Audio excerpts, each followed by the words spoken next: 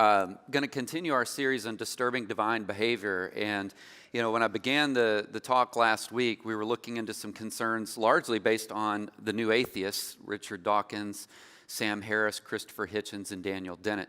I gave some quotes from them that, one of the things that they were saying is, we're not encouraging you to not read the Bible. And these are even as atheists. They were saying, we're encouraging you to read the Bible. And once you read the Bible, it will give you good reasons to reject belief in God, or certainly at least to not say that God is worthy of worship. Because the kind of God that would demean women or encourage genocide just isn't a God that's worthy of that kind of affection from us. And so that's where why we're doing the series that we're doing. I'll admit on the front end, I totally stole the title, by the way. Sometimes it's, you look for these creative titles, and when I was researching some years ago on a book that I was working with Paul Copan and Heath Thomas on, called Holy War in the Bible, one of the people that I read was Eric Siebert. And Eric Siebert wrote a book called Disturbing Divine Behavior. And I was like, yeah, he has a cooler title than me, so I'm just going to steal it. So I'm just going to give Eric some credit. The funny thing about it is that Eric and we disagree on like everything. So how about that? So I kept his title and I disagree with his ideas. So there you have it. We'd like to welcome all the babies that are here too as well. And just so you know, that gave my wife an opportunity to hold a baby. Because we have 4, but that wasn't quite enough. And so it really wasn't, at least not for her. So tonight we're going to get into the question of the Canaanites. And largely because as you look into the Old Testament, what people largely struggle with is this command in Joshua chapter 11, verse 20, where it seems that what is being said is that God hardens the heart of the Canaanites. And after hardening the hearts of the Canaanites, he uses them basically as vessels of wrath. And the idea is to wipe them out. But before we get into that, and I'll unpack that here in a little bit, and you may need to scribble some notes down because I'm going to unpack quite a bit for you tonight. I want to ask the question, just begin in a different place. And the question is simply this: who were the Canaanites? If the Old Testament is going to be referring to these people, and if there is this command to wipe them out, I just want to know who they are. A lot of times when you look in the United States and we have enemy combatants, we know who they are. We know what's going on. You read the Old Testament, and everything that's happening there is coming from somewhere. There's history that's involved. So who were the Canaanites? Clay Jones has written pretty extensively on this topic because it's so troubling for people. And one of the things, there are a number of things that he highlights to say, when you look at the Canaanites, there's no one problem that they had. It's that they were a conglomeration of a lot of problems. So I just want to unpack a few of those for you this evening, and then we'll jump into the text. And then after that, we'll get into your questions. Sound good? So have your phone ready. You can all be on menti.com, and as I'm talking, I want you to feel free to write the questions in. Also, since Matthew's going to be up here with me, I want you to feel free to ask him a question. How many of you think Matthew ought to be answering questions too? Don't you agree with me? Yeah, there you go. No pressure, Matthew. All right. Welcome to the party. Okay, so what were some of the things that the Canaanites were up to? And here's the first. And I don't have these on slides or anything for you, but write these down. One is that they were known for idolatry. They were known for idolatry. The Canaanites worshipped other gods, which the Old Testament frequently denounced as no more than sticks or pottery made by human hands that cannot, and I quote, see or hear or smell or eat. That's in Deuteronomy chapter 4. Yahweh derided these handmade gods that cannot speak and must be carried because they can't even walk. You see that in Jeremiah chapter 1. It's like, why are you worshiping these gods? They can't even walk, right? But you're going to give them your whole self. But the Canaanites took seriously the testimony of the Old Testament witness of Yahweh and his revelation, if for no other reason than intentionally to transform the scriptural depiction of God into, and I'm just quoting here, into a castrated weakling who likes to play with his own poop and urine. That comes from them talking about Yahweh. Now, of course, Richard Dawkins, he likes to complain. And he says, and I just quote, God's monumental rage whenever his chosen people flirted with a rival God resembles nothing so much as sexual jealousy of the worst kind. I think he's missing the mark, but he says it. But does anyone think that if Dawkins' wife left him for a gingerbread man of her own baking, by the way, and this comes from Clay Jones, does anyone think that if Dawkins' wife left him for a gingerbread man of her own baking, and then she began to tell everyone that he liked to play with his excrement, that Dawkins would tolerate the characterization of his feelings as no more than sexual jealousy of the worst kind. Clay Jones goes on to say, I'm going to guess Dawkins would have a problem. Idolatry. When you think of idolatry, sometimes we don't appreciate the seriousness of idolatry, because idolatry bends our ability to love what God loves. That's the problem of idolatry. It bends our ability to love what God loves. And as a result, we love what God hates. And we hate what God loves. And the story of the Canaanites includes incest, adultery, child sacrifice, and bestiality. And it flows from that line of idolatry that was part and parcel of the way that they just did life on a daily basis. So the tragedy of the story, as Clay Jones says, is not only is idolatry an offense to God, but it fails to supply a happy ending for human communities as well. That's the tragedy. So let's look at a couple of these things. Incest. Let's just say we're against it on the front end. But like all ancient Near East pantheons, so these cultures that had a belief in a lot of gods, the Canaanite pantheon was incestuous. Baal, if you've read the Old Testament, you've seen this character Baal. Baal has sex with his mother Asherah, his sister Anat, and his daughter Pidre.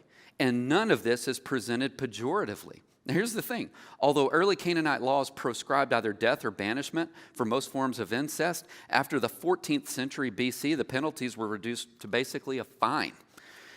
So you keep that in mind. How common of a practice was this for early Canaanite practices and beliefs? And the answer is, it was actually rather common. And the thing is it's not like it starts from the ground up, from the people up. It starts from the top down. It's what their gods were doing, and then it filters down to their people. And on that level, it makes it even worse. Adultery. Canaanite religion, like other religions in the ancient Near East, it was a fertility religion that involved temple sex. Now, by the way, we're gonna be pretty blunt about some things tonight. So anytime you're reading the Old Testament or things that spill over into the New Testament, sometimes what you're running into are relics of Canaanite sex rituals, where in fact they would build monuments to their gods and they would have orgies on those monuments. I've been over into the area in the Middle East. I've got a group going with me in the not too distant future in September, and you can still see some of these stone monuments that are there. You can go stand on them. And this is the place where some of these, well, if you want to call them parties, these parties were happening. But a fertility religion. Ishtar was known as the queen of heaven, and to quote one scholar, became the woman among the gods, patron of eroticism and sensuality, of conjugal love as well as adultery, of brides and prostitutes, transvestites, and pederasts. Now you may say, well, what's a pederast? It's the idea of a man having sex with a boy is what pederasty is. There's one professor at the University of Helsinki, Marty Nisanen, said sexual contact with a person whose whole life was devoted to the goddess was tantamount to union with the goddess herself. Here's the idea. The whole thing that's going on in these orgies is it was a way of connecting to God. So the Canaanites even remake the God of the Bible, El, after their own image and portray him ceremonially as having sex with women. So they take God and they impose that image onto God. The ceremony ends with these directions, and I quote, to be repeated 5 times by the company and the singers of the assembly. And then it goes on to say, we may well suppose that this activity of El was sacramentally experienced by the community in the sexual orgies of the fertility cult, which the Hebrew prophets so vehemently denounced. In other words, you cannot be practicing what the Canaanites were practicing and even potentially try to bring this together with what God would have ever wanted. So there's the second thing. Third, we know that they were practitioners of child sacrifice. And this isn't to say it's describing something that the culture did that God was against.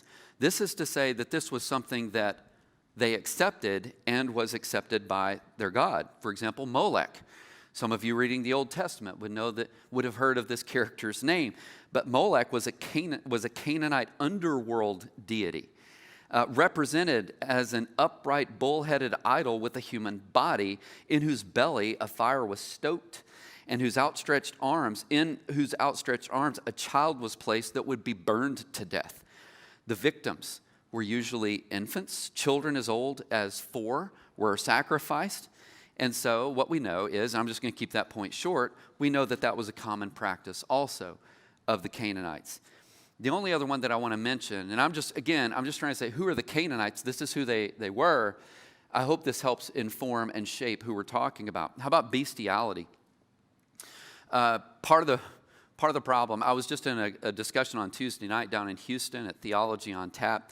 There were a lot of questions about God and your relationships. It was God and your romantic life, God and your marriage, God and sex, and those kinds of things. A really broad audience was there. One of the themes that kept coming up is that every legitimate form of sexual practice, consent has to be required, right? If there's a lack of consent, then obviously you're dealing with the problem of rape. Now, we talked about a lot more than that, but that came up. But when it comes to bestiality, we're talking about people that, for religious reasons, are having sex with animals. And as you can imagine, it's difficult to decipher how it is that an animal could provide consent. We could just start there. But as some would say, this is probably the ultimate sexual depravity, is intercourse with animals. Nevertheless, Hittite laws, and I borrow from Clay Jones again, 199 says this: if anyone has intercourse with a pig or a dog, he shall die. If a man has intercourse with a horse or a mule, there is no punishment. Hello.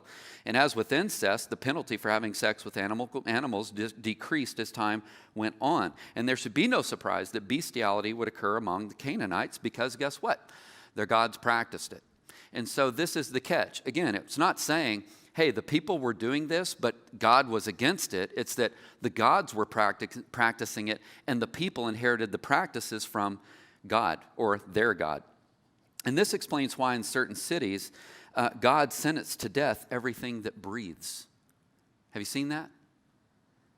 So if they had sex with just about every living thing they could get their hands on, and they did, then ultimately these things were going to die. Richard Dawkins, I've quoted him before, but he objects that this just adds injury to insult, right?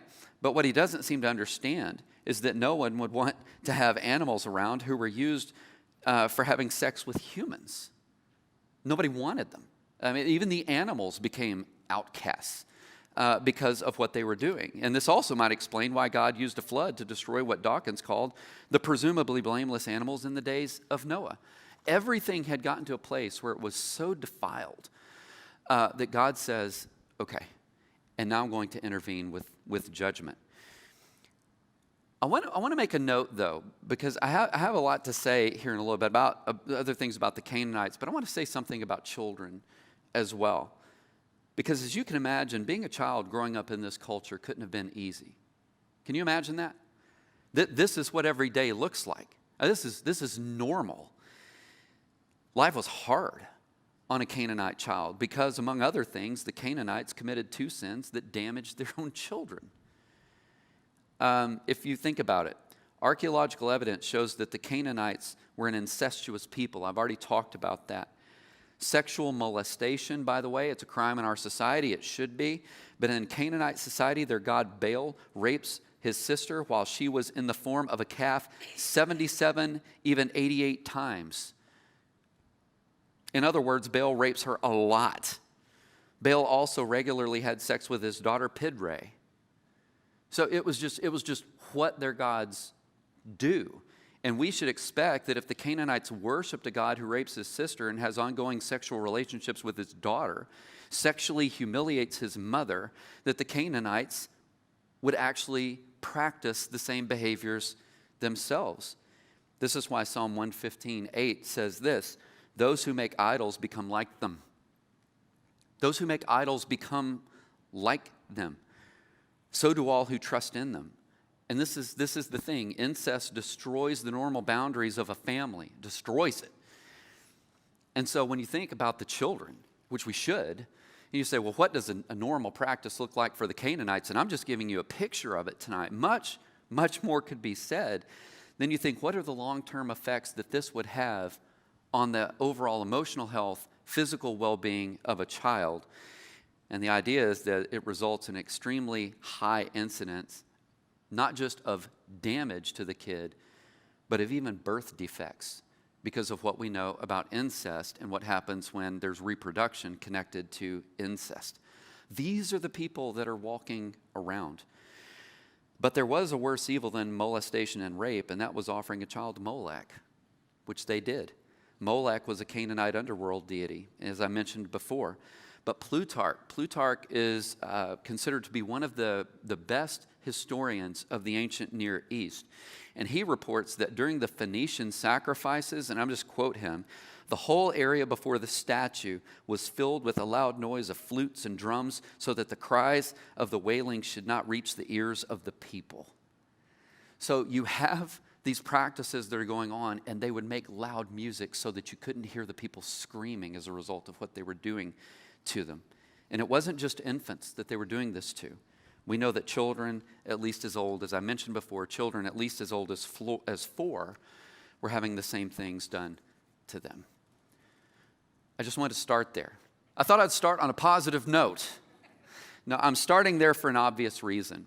Because if you're going to go into the Old Testament and you see God commanding something like, I want you to go in and wipe them out. Well, who's the they?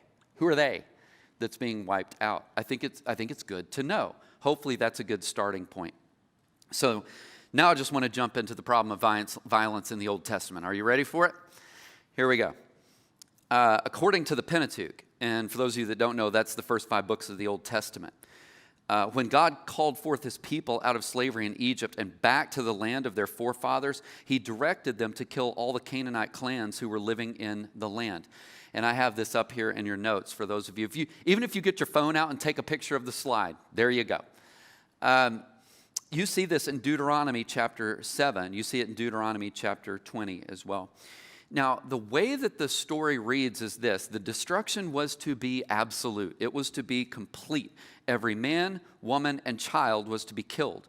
If you look, for example, at the book of Joshua, it tells the story of Israel's carrying out God's command in city after city throughout Canaan. And this is the thing. When you think of Canaanites, you need to be thinking of different people groups, right? And over an expanse of land. It's not like they're right there. They're kind of cast out. So that's what's going on. Now, on the one hand, and Michael Austin has written on this, he said, if you think they deserve to die because of their wickedness, then you're going to be compared to the Taliban, right? So now nobody wants to say anything like that because you're going to be compared to the Taliban. And it seems like the Old Testament is reading a lot like what a modern-day jihadist would do. Well, nobody wants to be a modern-day jihadist, and so maybe what was going on here is this is all just allegorical. You know, this is just symbolic of spiritual struggle and so forth. I just want to say I don't think that's the best way to read the Old Testament. Instead, what I think is going on is there was real battle going on. I just want to unpack some things, reasons as to why. But I also want to make an interesting observation here. It's interesting to me that you have atheists that are objecting morally to what God is doing. And here's why I find this interesting, is I can't figure out how an atheist would ground morality at all. This is actually, I wrote a dissertation on this. When I was doing my PhD, this is what I ended up writing my dissertation on. And I devoted an entire chapter on the problems of naturalism and ethics. Where are you getting these values from? Where are you getting these commands from? It's difficult because on the one hand, what they want to say is there are some things that are absolutely morally wrong. By the way, I agree. There are some things that are absolutely morally wrong. But it's totally different to say that there's some things that are absolutely morally wrong, and I can, through my worldview, tell you why it's morally wrong. Atheism starts with this idea. Atheism starts with a valueless process. Even if you start with something like the Big Bang, there are no values there. There's just an event. That's it. And then from there, at some point, values just happen in the created order. And that's where I jump back and I go, well, where did they come from? And atheism has a hard time telling that story. So on the one hand, they want to condemn God based on a moral fabric or a moral foundation. But then on the other hand, they don't have a worldview that can account for the moral foundation they want to condemn God with. So maybe there's another way of looking at things. In Joshua is said to have left no one remaining, destroying all that breathed as Yahweh commanded. This is in Joshua chapter 10, verse 40. You see it in Joshua chapter 11, verses 14 and 15. Now, historically, let me do a little bit of history for you. Historically, after battle, the victors either enslaved the defeated or they wiped them out. Now, I'm talking about back in the ancient Near East. Those were your two basic options. And here's why. One of the reasons that you would enslave them is that it kept them under your control. These are people that were enemy combatants against you. You need to remember it was a more primitive time, and it was a way of keeping them under control. Or if you just wipe them out, that's another way of ensuring that the problem isn't going to persist, because let's face it, the enemy is truly defeated, and once they're truly defeated, they can't come back and act against you. Ashurbanipal, and I know that you're all sitting there going, I should have named my kid that. I should have. Ashurbanipal described how he mutilated and hung captives, including boys and girls. So when you think about this is not an Israelite practice, this is an Assyrian practice. And he even bragged about it. Let me give you another example. King Mesha of Moab had a monument indicating they wiped out 2 Israelite towns, including the women and the girls. Now, this isn't what the Israelites were doing to them. This is what they were doing before any of this narrative to the Israelites. That being said, some Old Testament scholars, like a David Lamb, will say some of the language that you see in Joshua chapter 10 and 11, wipe them all out, maybe it's hyperbole. Or as I like to say, a hyperbole, right? So hyperbole means it's an exaggeration. You know, kind of like when you say, all right, so, A&M's going to be playing Texas State here a week from Thursday, and we're going to totally wipe them out. We are going to totally wipe them out, right? But nobody from Texas State is going to be dead.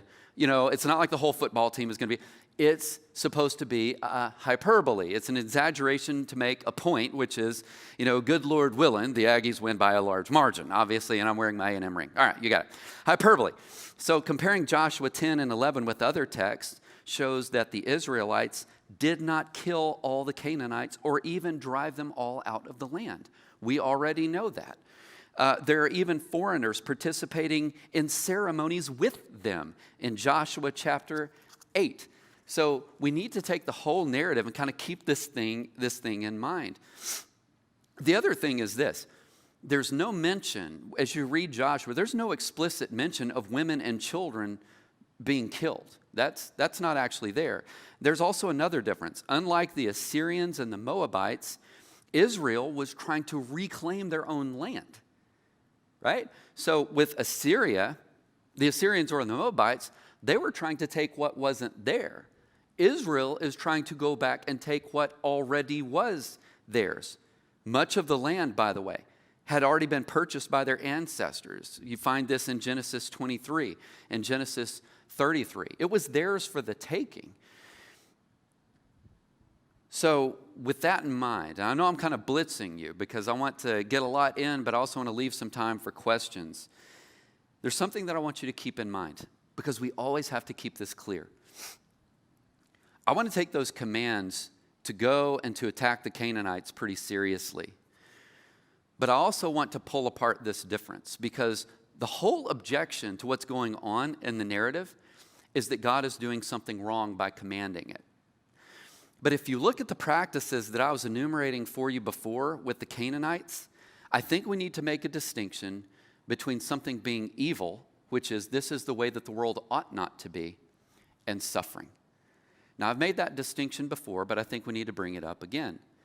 Because sometimes what you see is God judges a person or a group of people, and you usually see this after extensive acts of God to get them to repent and to turn to Him. It's not like this. He doesn't just blow up and say, that's it, I'm wiping you out.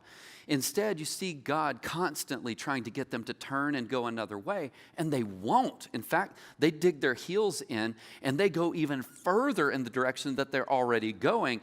And after a while, what you see is God says, I've given you basically enough of a grace period, and now it's time for judgment. When it gets to the point of judgment, what we can agree is that the Canaanites endured tremendous suffering. I'm not going to take that away because I don't know how you could. They endured tremendous suffering. But suffering and evil are not the same thing. When God says it's time for judgment, suffering is what is the result of the judgment. But the judgment itself is not evil. I mean, imagine this. Because when you think about the Israelites, these are a displaced people. They're trying to travel from Egypt. They're scattered all the way up back to the promised land. They're trying to reclaim what is theirs after over 400 years of being enslaved. And then you have these people that are practicing these things. They're also there not, to protect their interest, but to harm them and would wipe them out if they could. You know that something's going to happen. It's in the fabric of what's happening between those two cultures. They're not going to peaceably coexist, and they didn't. So evil and suffering are not the same thing, and divine judgment produces suffering that is not evil. In fact, God's judgment is exactly the way that the world ought to be. It's unfortunate, it's regrettable, but that doesn't make it wrong. And so the destruction of inhabitants is viewed as an act of divine punishment. For what? For the things I've already mentioned. Idolatry, child sacrifice, bestiality, and so forth. I also want to point this out. There were unwarranted attacks on a defenseless Israel after they were freed from captivity. Now, these are people that, it's not like they're saying, all right, so now that we've got the Army, Navy, Air Force, and Marines together, we can head back to the promised land. It's like you've been delivered from the Egyptian captivity. They're nomadic, which means they're traveling. They're not a standing militia when you think about it. They're just trying to get home. And all the while, what you see is they get attacked by the Amalekites. This is in Exodus chapter 17. They get attacked by the Amorites in Numbers chapter 21. They get attacked by Bashan in Numbers chapter 21. And Israel initiated none of those engagements. They're just trying to get home. So they're trying to get back home, and they're constantly being attacked. So there's always more to the story, isn't there? But I also want us to remember this, because we're only seeing one part of one side of the ledger right now. And what it seems like is that there's this hard, harsh judgment against the Canaanites. And I'll agree, it's harsh. But it's not like you don't see God judging his own people in the Old Testament as well. Fair enough? Because God does. You know, God's not sitting there going, hey, I don't care what the Israelites do. They have a free check. They can do whatever they want. They can go against any of my commands, and there's not going to be any punishment because you know what? They're my people. You don't see that anywhere in the Old Testament. Instead, God even punishes his own people with death and exile. Judah and Israel were destroyed and exiled from their land. If you look at 2 Kings 17, right? So God is, so to speak, an equal opportunity judger, if you want to look at the Old Testament that way. Here's another thing that we need to remember when we're reading these difficult passages, because they are difficult. I mean, if I were to sit here and say, how many of you have, beyond your devotional reading of Scripture, which is good, but you really start to intentionally and methodically read the Bible, you come on these passages, how many of you have said, I'm not sure what to do with that? It seems pretty tough. Does that seem fair? All of this is what's going on. And so we also need to remember this. Every person and nation that showed hospitality to Israel was delivered. Let me repeat that. Every person and nation that showed hospitality to Israel was delivered. Remember Rahab? Later, Rahab and her family were spared from the destruction of Jericho because she helped the two spies, Joshua 6. A peace treaty was initiated by the Gibeonites. And as a result of the peace treaty that they signed in Joshua 9, they were spared. That's a person, Rahab, and then you have a people group with the Gibeonites. Saul spared the Kenites. They were, by the way, among the Amalekites. I know you're remembering all this, right? These were the people among the Amalekites because they were kind, and I'm just quoting here, they were kind to Israel during their wandering in 1 Samuel chapter 15. In every instance that you see a person or a nation that shows hospitality to Israel, guess what you see? You see God's deliverance. He spares his judgment. So let me give you a quick review about the Canaanites. They were being punished for wickedness. Israel was not crusading to expand their borders, but to reclaim what was rightly theirs.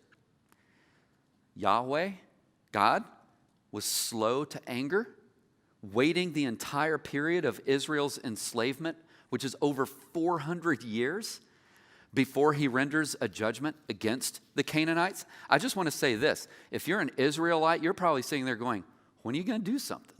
Right? It's been 100 years. Hey, when are you going to do something, God? It's been 200 years. Hey, when are you going to do something, God? It's been 300 years. When are you going to do something, God? It's been 400 years. And then God goes, right now. God's patient. God is patient. And I look at these narratives and I see the judgment, but I also see the rest of the story, that it didn't have to be this way. A little bit more of a review. The conquest was pretty normal in the ancient Near East. The victors, they typically enslaved the losers. The destruction was widespread. I'm not convinced it was complete because you see Canaanites even mentioned in the New Testament. Some would say that that's a failure of the Israelites. They should have wiped them out and they didn't. Okay, that's the rest of the story, but I'm just saying the destruction wasn't absolute. The other thing is this, and here's what's really debated. As you look at Exodus 23, you look at Numbers 32, you look at Deuteronomy chapter 4, these narratives about war and violence. Let me tell you what Old Testament scholars really debate. And what they really debate is this. Does the text actually say to wipe out every living thing, man, woman, child? Or does the text say drive out everything, man, woman, and child? I just want to be fair. Old Testament scholars are going to disagree, but you can see on the face of it a huge difference. On the one hand, if we're supposed to understand the Hebrew there to mean wipe out everything, then obviously it's mass slaughter. And let me be fair. The Hebrew there is really tricky. It's very tricky. But it would be a mass slaughter. Everything's going to be dying. On the other hand, if it's drive them out, then usually that still happens by military means. But the goal isn't necessarily to end their life. It's to displace them from the land that they're possessing. So you can see kind of the debate. I just want you to see it. But notice this. Even in Exodus chapter 23, even there, God tells the Israelites that he will drive them out with hornets and angels. Go look at the text. Before there's even battle, God sends hornets, which are horrible, by the way. Anybody other than me been stung by them? Hornets and angels to drive some of the Canaanites out, which means however many Canaanites were inhabiting the land before battle ensued, that number was drastically reduced before war began. All right. I think that's a lot of information. How many of you agree with me? Feeling good about it, though? What I want to do, I'm going to invite Matthew to join me wherever Matthew is. I want to spend a little bit of time on your question. I actually have more that I prepared, but I think I hit you pretty good.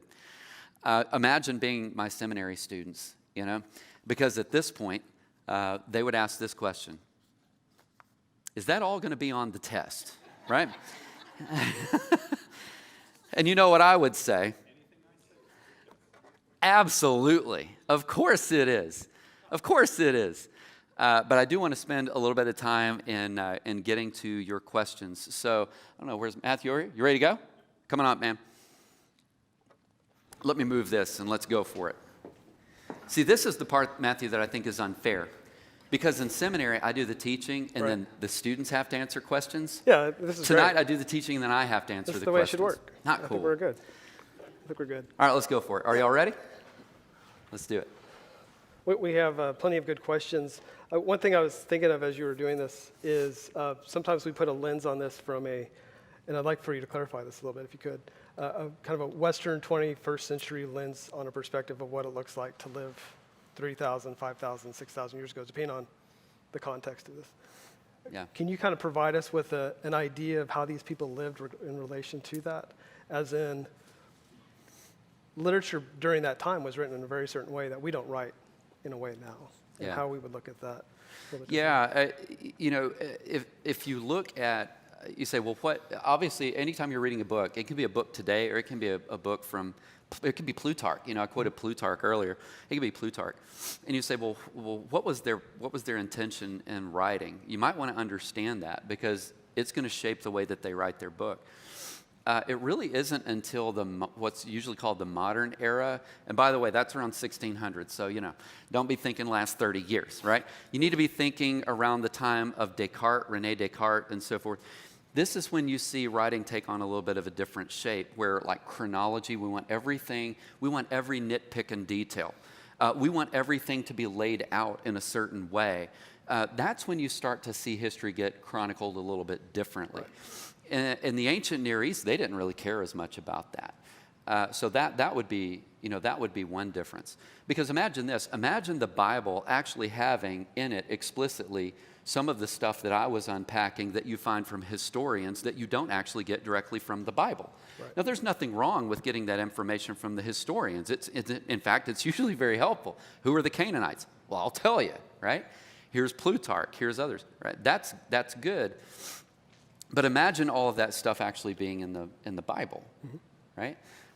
So what you see is this narrative where the Canaanites are mentioned. You don't see the full array in terms of the detail mentioned in the Old Testament to the extent that I was mentioning it there.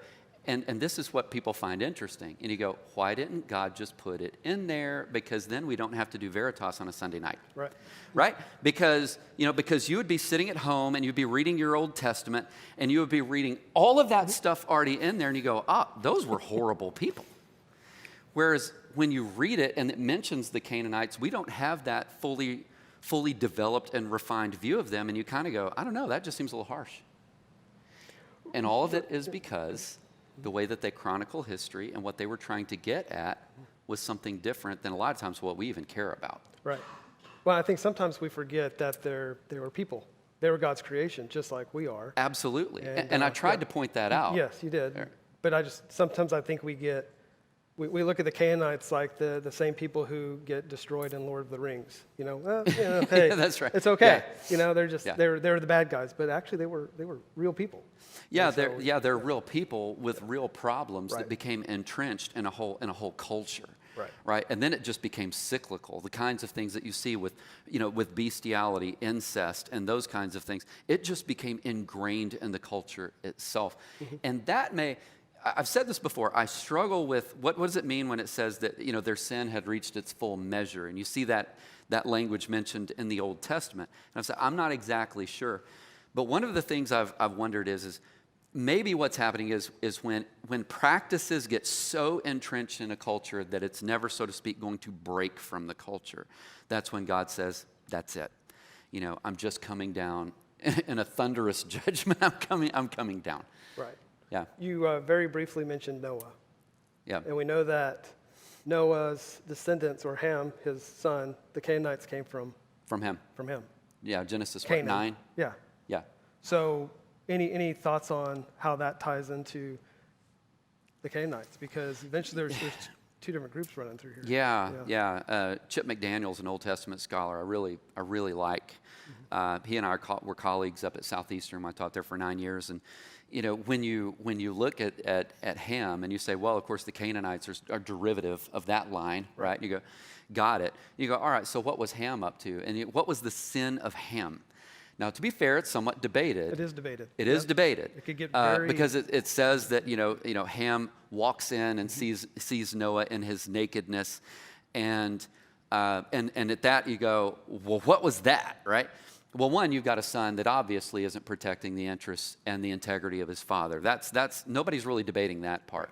But here's what some other Old Testament scholars will debate. They'll say, no, it's actually a little bit stronger than that. Now, I just want you to see the debate. All right, so I wrestle with this too.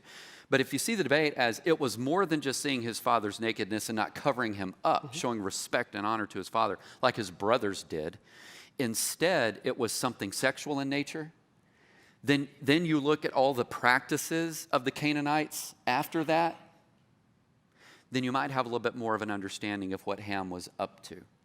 So if the line of the Canaanites goes back to, if it is Genesis 9, right, goes back to the story of Ham and Noah, if there was something sexual that was happening there, notice that's a practice of a son against his own father. Right. And it would fit very well with the rest of the narrative that I was putting together, I hope you were getting, with the Canaanites before, when incest had become so much of a practice for them. That story fits together pretty well. It does, yeah. And then if you tie in Solomon and his 1,000 friends. 700 concubines, 300 wives. That was the nicest way I've ever heard that said about Solomon. Yeah. You know, but he goes that same path. Well, he does. Right. I mean, it's that same sort of. No, absolutely. And that's why I said, look, God, God's judging everybody. He's not just judging the Canaanites. And notice with Solomon in 1 Kings chapter 3, he gets this warning, right? Be careful with women. Mm-hmm. And he's not saying that women are bad. I think he's knowing something about Solomon, right? Be very careful. And by 1 Kings chapter 11, it says, and many women turned the heart of Solomon. That's only 8 chapters away. That's not that much time, people. I'm just kidding. I don't know how much time that was. But, so you've got 1,000 different women, and most of them, by the way, were purely political. That's all it was. Oh, yes. It was purely political. Absolutely. Yeah, for the furthering of their own gods. And for the furthering of their own gods, and Solomon was fine, even built temples, and even worshiped with them in those temples. Yeah. Yep. Okay. A few other questions here. A few? You okay? I'm good. You ready? Okay. All right. Are we not all under the wrath of God without faith in his Son? And if so, his judgment on any pagan people by any means, elements, natural disasters, death, is divine justice? Yeah. So I think it's a good question. When you think of a natural disaster, I will say this: there's an epistemological problem. So here's what I mean by it when I say that. Epistemology is the study of the theory of knowledge. When can I say I know something? We might have a hard time discerning that God is judging us through a natural disaster. We might would have a hard time discerning that. To be fair, right? I mean, if you're Job and the great wind blows, the walls collapse, and his children die, probably it looked like a great wind blew, even though we know something supernatural was happening there. So let's just go ahead and say that. But are there times where God uses natural disasters to judge? And the answer is, yeah, in the Exodus itself, right? Mm-hmm. And you go back to the time of the Pharaoh, and God uses natural means to bring judgment on hard-hearted people. So am I open to that possibility? Biblically, I think I have to be, because God has done it before. But I would still want to keep this distinction because it's important. When it gets to the point of divine judgment, that's what it is. It's divine judgment. And also, let's be clear here. God has certain prerogatives that we don't. Let's be clear here, right? I mean, God's not going to make a mistake in his judgment.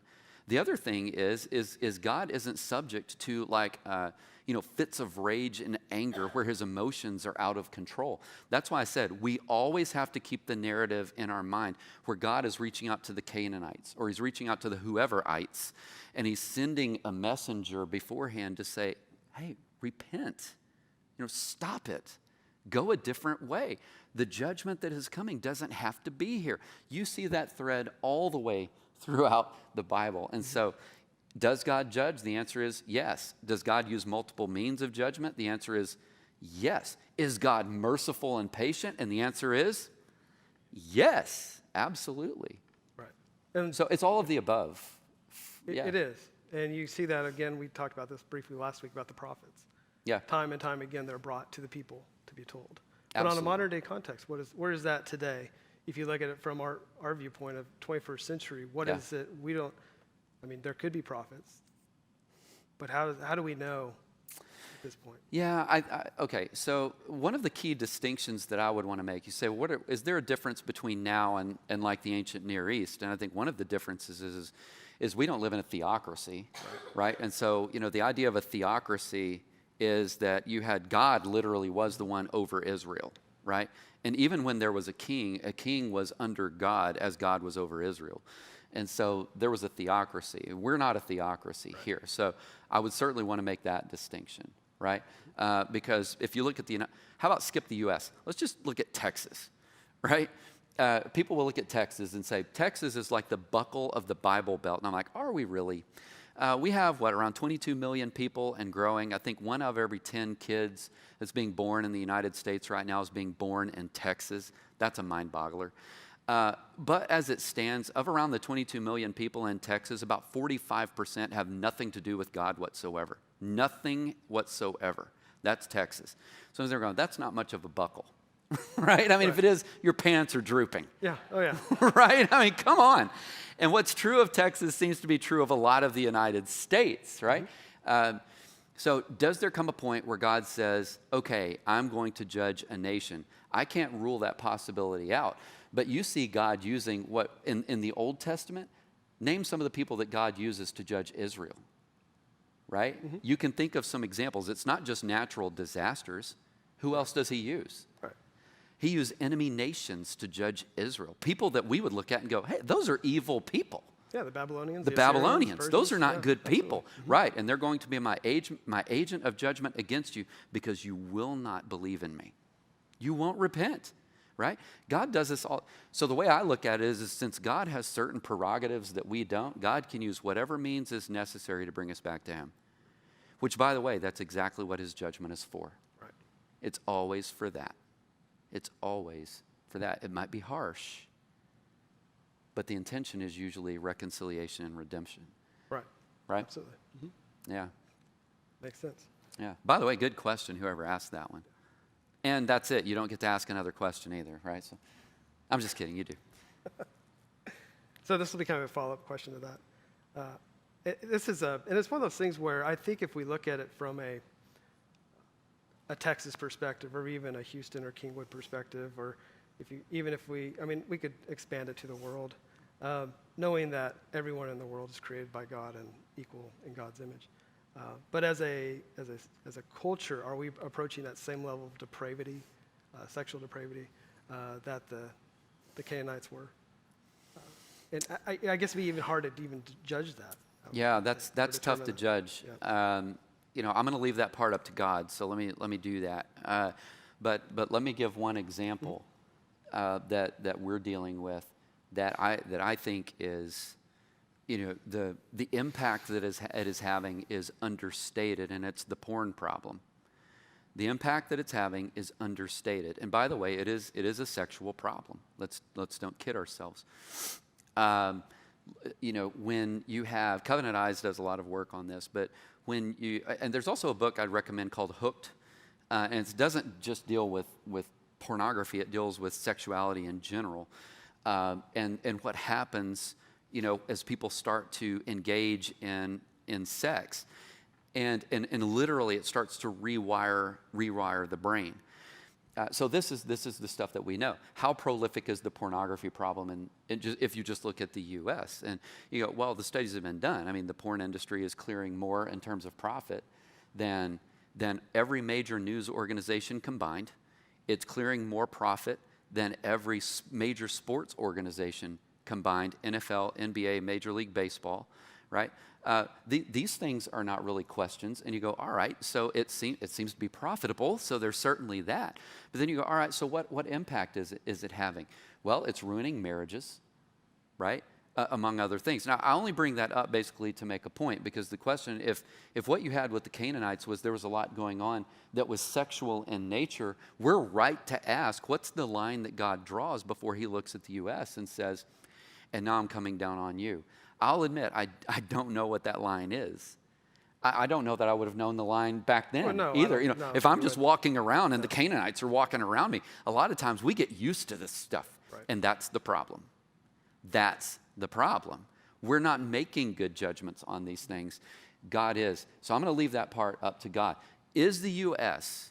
subject to judgment any more than any other country, ancient or current? And the answer is, you bet. And I have no problem saying it. I have no problem saying it. That's why I don't worship this country. I'm just not going to do it.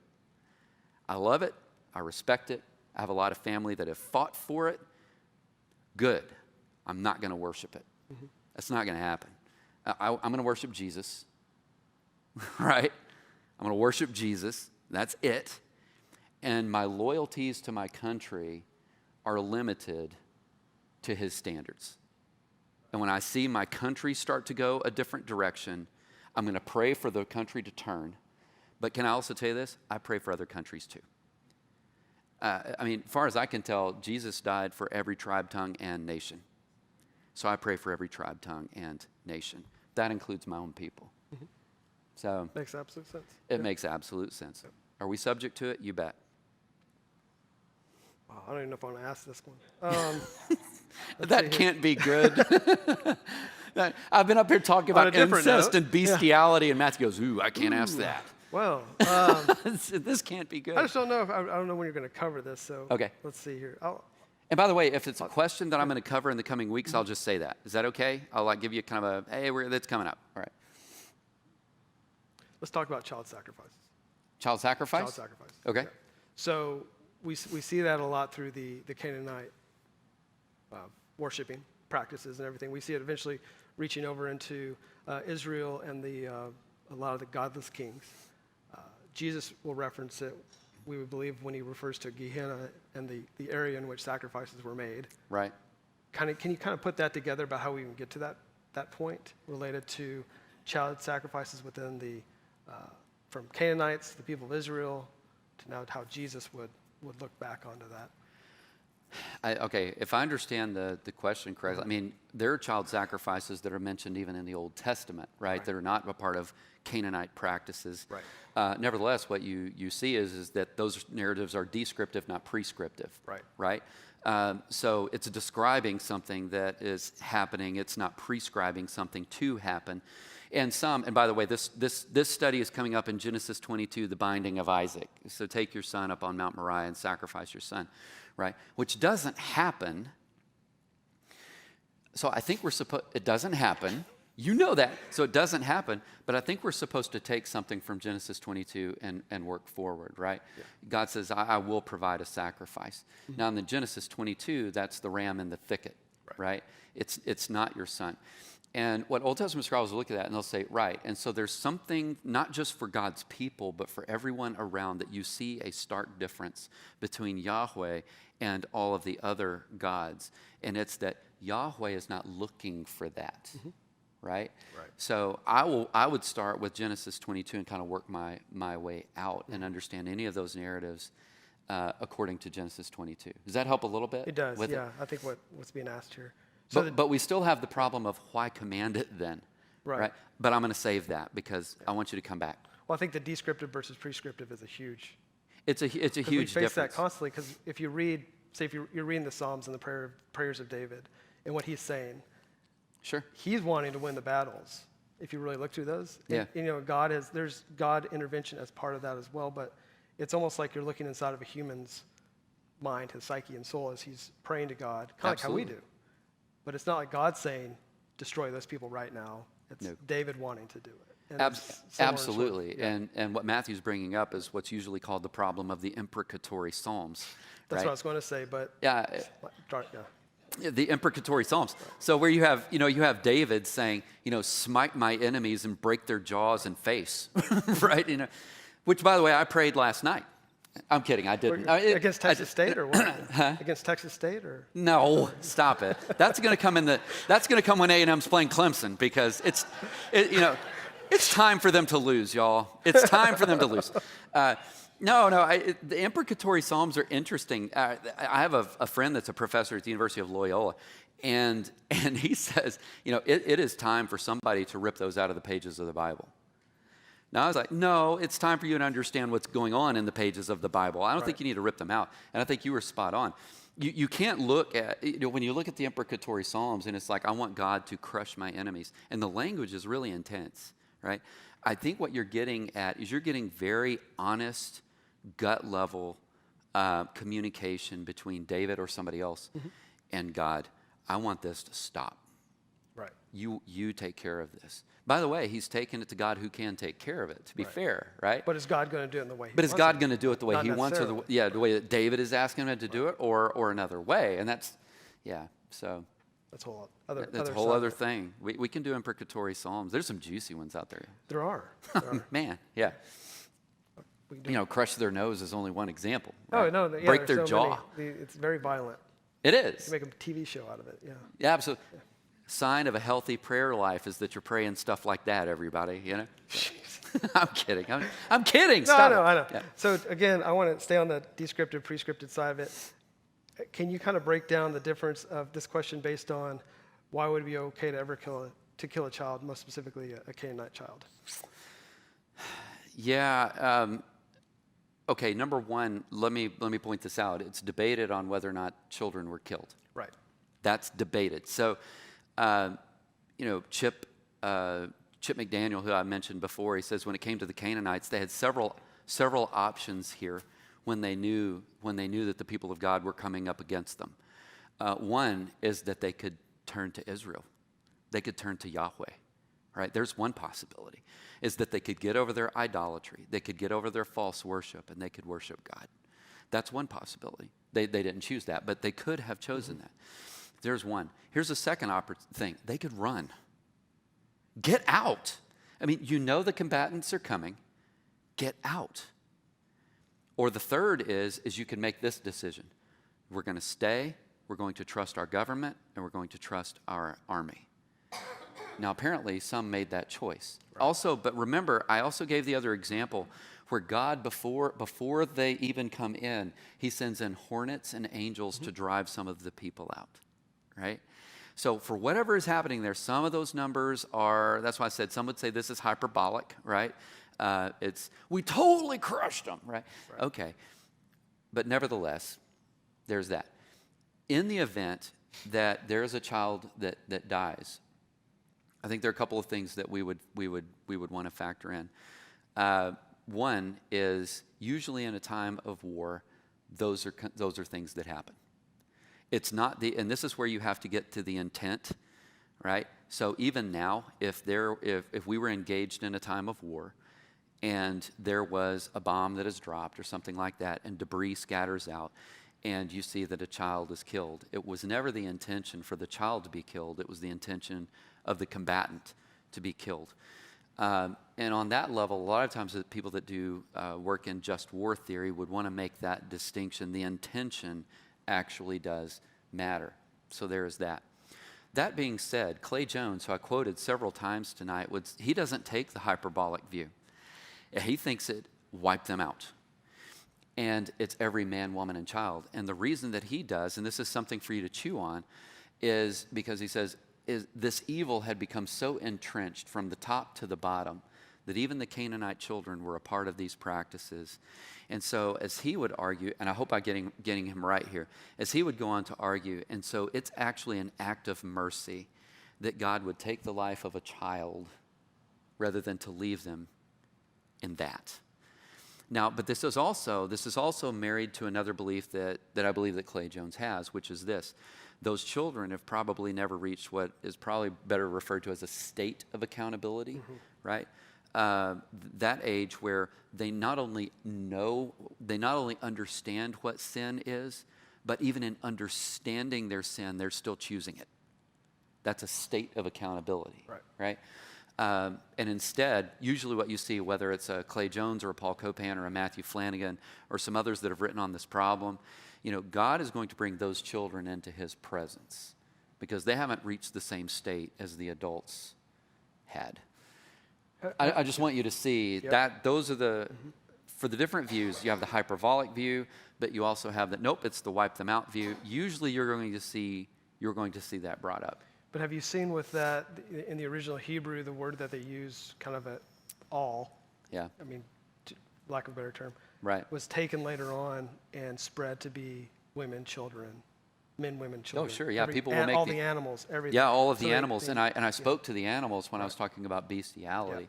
Yeah. In the ancient Near East, these animals, once they were basically subject to what would more or less be like an orgy with animals, even to them, those animals were considered useless and were just cast out.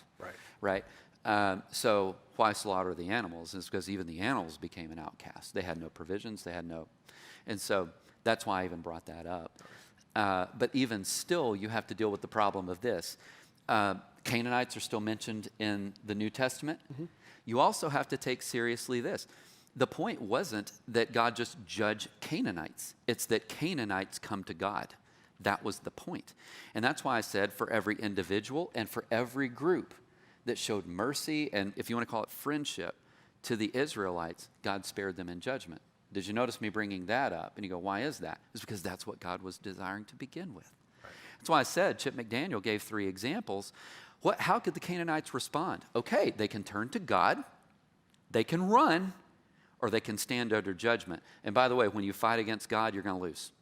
I'm just going to go there, right? You fight against God, you're going to get whooped.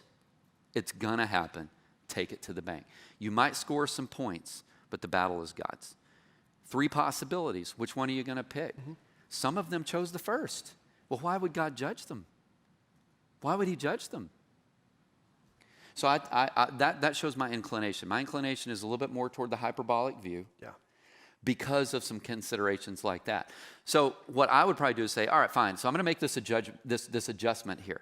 He wipes out all of them that did not respond in the first sense, that turned to him. Wiped. So the lady that Jesus heals in the New Testament, Canaanite woman. The Canaanite woman is healed. Is an example of. She obviously had to come from someone that was spared. Right. Or she wouldn't have been there. Right. Exactly. Right? And then you go, well, what are the conditions under which they were spared? We already know what those were. Mm-hmm. Those were people that showed favorable relations to the people of God and to God. Right. That's why she's still there. Okay. Yeah. All right. We're over 7 o'clock. It's after 7 Are we? What time is it? 7:03. All right, let's do one more. Sound good? Because we still want to leave some on I don't the... think you want to do this one. Man, people, what's up with y'all tonight? Asking the hard ones. More higher voted one at this point. Do we want to hold off? Say that? All right, let's hear the question. If it's something I'm addressing, I'll say, great way to end it. Everyone in here but you knows what this question is if they have their phone on. Yeah, I'm not looking at it, right? I'm going cold up here, people. All right, go. It's from a live stream viewer. Okay. You ready? Okay. Why does God care about people having sex? Why does God care about people having sex? How people have sex, sorry. Okay, I think first we dealt with that with Theology on Tap on Tuesday night. And by the way, Matthew flying the Theology on Tap shirt. I commend you for that. Oh, thank you. All right, so why does God... It's the only time I won't have a collar on. Huh? It's the only time I won't have a collar on. That's right, he's not wearing a collared shirt. It threw me, by the way. Okay, so I want you to think about, what we talk about when we talk about, a sexual relationship. Mm-hmm. When you go back into Genesis chapter 2, you see God bringing a man and a woman together and establishing a covenant relationship there. Everything in Genesis chapter 2 is what sets the paradigm for every other relationship going forward. Every other one. So when you see polygamy in the Old Testament, that violates the standard and the parameters that was established in Genesis chapter 2 going forward, right? It may be there, it may be descriptive, it's certainly not prescriptive. Yeah, go have a bunch of wives. It's not there. But you also see God establishing what and where sex was supposed to happen. And it's in a relationship between one man and one woman. That's where it happens. And in a covenant with one another. And there are a number of reasons why. The covenant in a marriage is supposed to establish some boundaries that are beneficial for both a man and a woman. That is sexual, but it's more than sexual. It's that your wife or your husband is supposed to be a place of security. When you think of the vows, it's, I will keep you before myself for as long as we both live, regardless of the circumstances, right? And one of the things that we vow is that there's going to be a sexual purity that exists between a husband and a wife. And here's why. Is because when we deviate from those boundaries, then you're also deviating from the boundaries by which you're going to be blessed by the act itself. Sex is meant to be a blessing. It is the most intimate thing that you can find anywhere in Scripture, right? This is why when you look throughout the Bible, a lot of the language that is used in terms of God's relationship with his people is sexual, even though it's not literal. It's supposed to be an image, right? There's nothing that's more intimate that God has done in the way that he created a man and a woman. And even if you look in Genesis 2, this is before the fall. He looks at the man and he says, it isn't good that he's alone. And so you go, his aloneness isn't why, his brokenness isn't the problem. It's that we were built for these relationships. And the ultimate consummation of that relationship between the man and the woman is the sex act itself. Mm-hmm. So there's that. So why have some parameters set for it? And the answer is because once you say that there are no parameters for it and it's everything goes, then it becomes, so to speak, it becomes a baseless act that is removed from what the act is meant to be. Sex is more than physical. Biblically, sex is more than physical.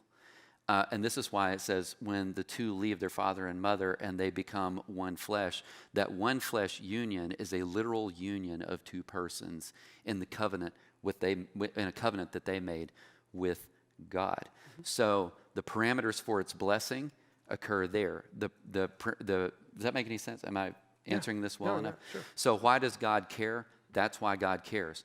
Richard Dawkins, by the way, and I quoted him earlier as saying, why does God give a rip about people's sex lives so much, right? And God seems to be pretty small. Maybe God knows the conditions under which sex is a blessing and sex is a curse. Maybe God knows that. But the other thing I'd also want to say to Richard Dawkins is this. Richard Dawkins is an evolutionary biologist. Mm-hmm. And pretty much everything that you read in all the literature in evolutionary biology is about one of two things: survival or reproduction. Someone's sitting there going, dude, you have spent your whole career looking at sex. So why are you so worried about what happens in people's bedrooms? Even he's talking about it. It's part and parcel of the study of evolutionary biology, albeit on a completely different plane. Right? So that's why sex matters. It's important. And that's why I recommended, and this is where I'll stop, that's why I recommended the book Hooked. Go read it. It's short. It's very readable. 2 medical doctors wrote it. And there's a lot more caught up in the sex act than you would think. Because we release chemicals that bond us to the person that we're having sex with. And even in the men, and even in men, we're kind of portrayed as the ones that would go and have sex with anything that we could have sex with. And in fact, that's not true. Even we release a chemical that bonds us to the one with whom we are having intercourse. It's very interesting. So, all right, there's a short answer. There's a lot more, but I'm stopping. But you know why? Because we're over time. We are. We want to respect our time. We do. Yeah. All right, so there we go. Was tonight at least helpful a little bit for you? I know we covered a lot of terrain. Thank you so much for being here. We have a lot more going on next week. I invite you to come back. God bless. Have a great evening.